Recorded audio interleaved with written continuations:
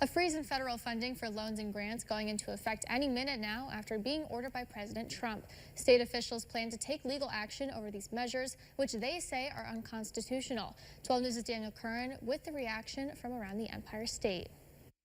The Trump administration ordered a freeze on federal funding effective at 5 p.m. today.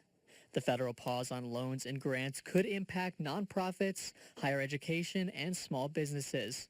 Senator Chuck Schumer says the investments were approved by Congress and cannot be canceled by the president.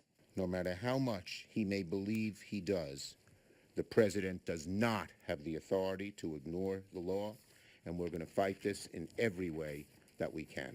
Attorney General Letitia James said Tuesday that New York is one of 20 states to be frozen out of its Medicaid reimbursement systems.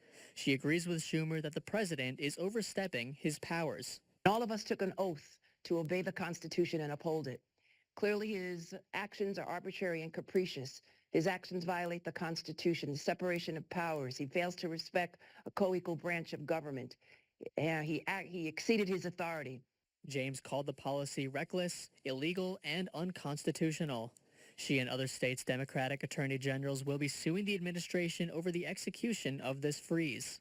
We will not stand for any illegal policy that puts essential services for millions of Americans at risk. And we work tirelessly overnight to ensure that that does not happen. President Trump's memo on the freeze specifically mentions funding related to foreign aid, what he calls woke gender ideology, and the Green New Deal. Daniel Curran, 12 News, Broome County.